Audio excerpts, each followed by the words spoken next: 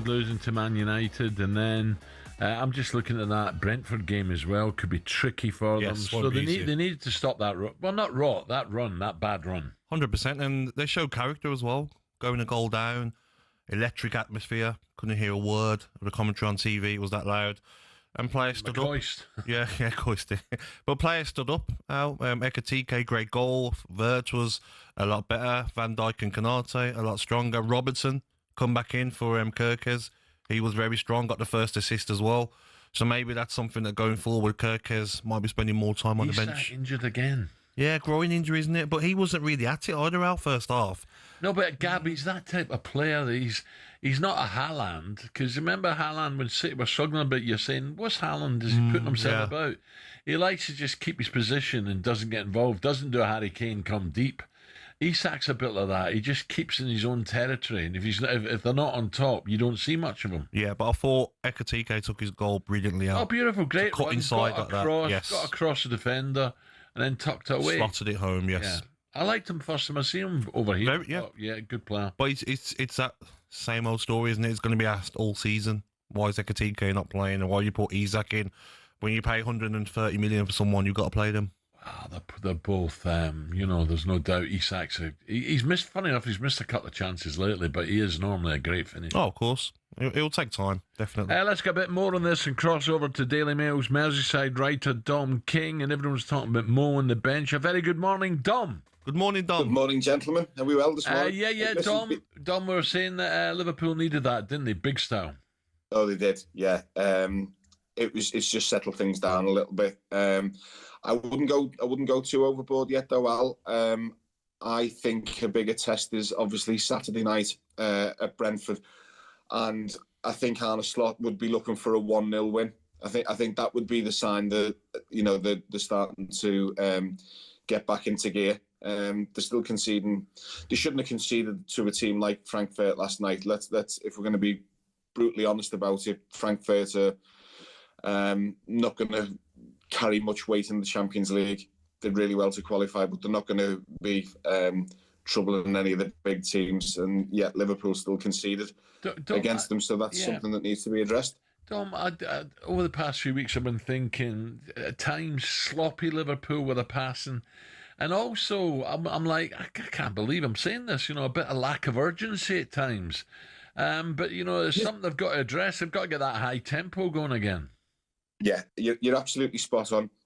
And I think the thing that's puzzled me a bit is the structure of how they've looked in the final stages of games of late. Last night was obviously an exception to the rule because they had things comfortably sewn up. But I spoke to you guys after the Chelsea game, and it was the same against Manchester United on Sunday in terms of the finishing with Szoboszlai at right back, Virgil van Dijk up front, Frimpong's playing and look, we know he can play in two positions, and he was bought with that in mind. But it's still, if you've got someone who's predominantly played his career as a right back playing as a right winger, then the structure just didn't look right at all on Sunday. And I just hope that sometimes circumstances force a manager to you've got to stick with a team. And the injuries that Liverpool sustained last night, I just wonder whether Bradley staying as a right back and Andy Robertson's got to come in for Milos Kerkez. He absolutely has to do that. I'd just like to see that settle defence for a few weeks now.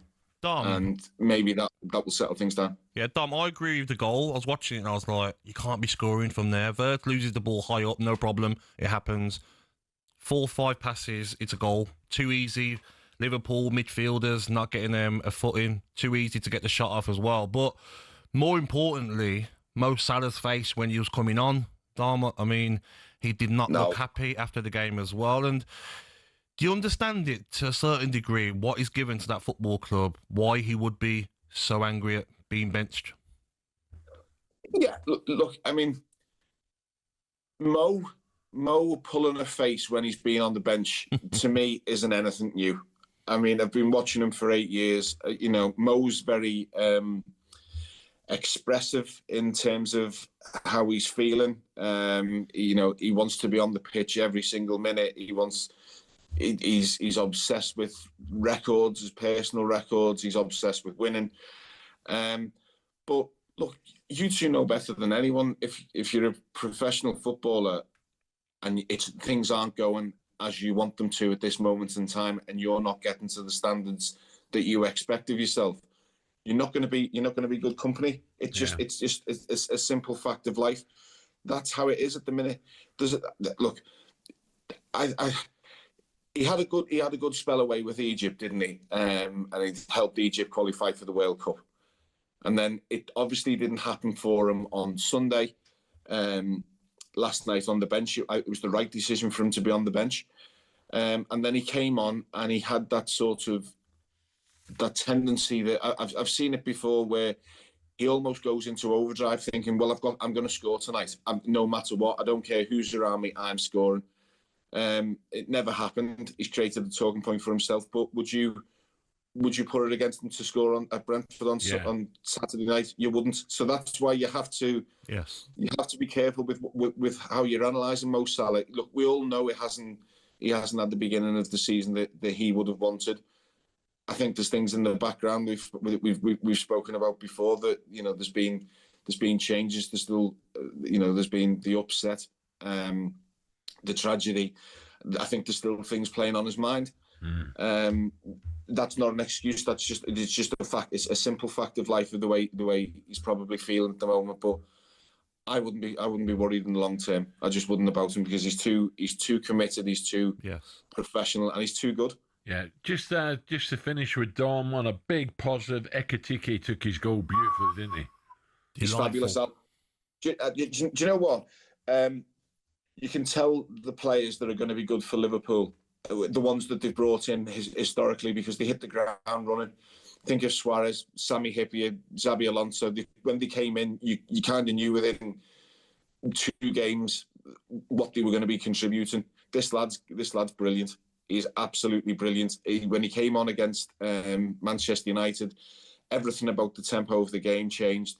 He was quick, he was strong, he was direct. And I just think whether Alexander Isak's fit or not, I don't care how much Liverpool have paid for him. Ekitike starts for the time being. I think it would be wrong. Spot on.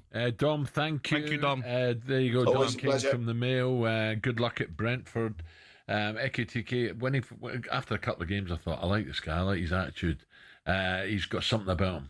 100%. And listen, first half, was it very confident? Yeah, was it working the sort of 4-4-2 Liverpool played? Because Wirtz played off the right, Gakpo left, and Ekitike and Isak down the middle. It didn't look right, Al, the way the two strikers were playing together. What I would say, Gab, as well, though, with Isak, you got to give him time. Let him settle in, because he is some player as well. Oh, 100%. You can't write anyone off after 7-8 games. But Ekitike's got that spot now. He's the main striker. Isak, think they'll continue to play 4-4-2? No. I think Isak's come off injured, hasn't he? So it's an easy way to change the formation back. But I just think Wirtz suits that number 10 role. Gakpo off the left, Salah off the right, Ekitike down the middle. And Isak out. It might take another few games before he gets that goal, and then you start seeing the best of Isak. So don't write anyone off.